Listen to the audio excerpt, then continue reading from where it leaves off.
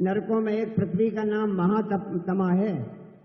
अगर महात्मा की यात्रा से बचना है तो जीवन में महात्मा की यात्रा बननी ही पड़ेगी, पुण्यात्मा की यात्रा करनी ही पड़ेगी। ऐसे ही एक महान सौभाग्य है इस नवोदित तरुण सागर तीर्थ पर जो नव गुफा मंदिर बना, उसके लोकार्पण के लिए एक ऐसे व्यक्तित्व, एक ऐसे योगी, एक संत, ऐसे महात्मा पधारे हैं जिन्होंने अपने भारतीय संस्कृति और परंपरा के लिए केवल शब्दों से ही नहीं, अपने जीवन में उनका आचरण उतारा। मैंने दर्शन तो आज इनके पहली बार किया, लेकिन फोटो बहुत देखी, और जब से फोटो देखी तब से इसी एक केसरिया या भगवा रंग में ही इन्हें वस्त्र धारण पहने अपनी इच्छाओं के ऊपर जो इतना नियंत्रण कर सकता है, वही कल्याण के मार्ग को अपना सकता है। नीतिकारों ने कहा है, धर्म में राजनीति नहीं होनी चाहिए, लेकिन राजनीति में धर्म अवश्य होना चाहिए। इस पंच कल्याणक महामहोत्सव में भाग लेने और इस भव्य गुफा मंदिर को देखने का सौभाग्य प्रदान किया। बहनों और भाइयों, भारत की परंपरा, भारत के ऋषियों, संतों, मुनियों और महापुरुषों के त्याग और बलिदान की एक महागाथा है। ये महागाथा उंगलियों में गिनने लायक नहीं, युगों युगों से यह गाथा विश्व मानवता के लिए एक प्रेरणा रही है।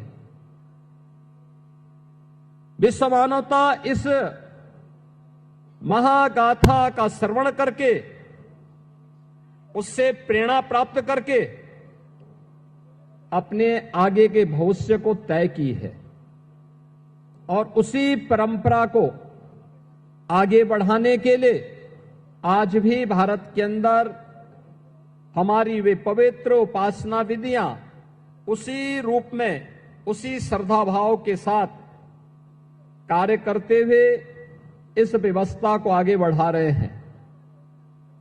अभी 3 दिन पूर्व यह हमारा सौभाग्य है, अयोध्या में प्रभु श्री राम के भव्य मंदिर के निर्माण में कार्य को पूर्ण करने के इस महायज्ञ का पूर्णाहुति के कार्यक्रम के साथ ही भव्य भगवा ध्वज का आरोहण श्री राम जन्मभूमि के भव्य मंदिर में प्रधानमंत्री जी के कर कमलों से संपन्न हुआ है। पूरा देश और पूरी दुनिया भारत के सनातन के इस वैभव को देखी है, उसको अनुभव की है। और अयोध्या की जब बात आती है तो उसी इक्ष्वाकु कुल के प्रथम राजा भगवान ऋषभ देव, जो प्रथम जैन तीर्थंकर थे, उनका स्मरण भी हर व्यक्ति बड़ी श्रद्धा भाव के साथ करता है। ये उत्तर प्रदेश का सौभाग्य है कि हमारे उत्तर प्रदेश में प्रथम जैन तीर्थंकर भगवान ऋषभ देव और अयोध्या में 4 ऐसे पवित्र जैन तीर्थंकर उसी अयोध्या की धरती में पैदा हुए। काशी, जो दुनिया की आध्यात्मिक नगरी कही जाती है, उस काशी में 4 जैन तीर्थंकरों को अवतरित होते हुए दुनिया ने देखा है। अभी पिछले दिनों मुझे श्रावस्ती जाने का अवसर प्राप्त हुआ था। वहां पे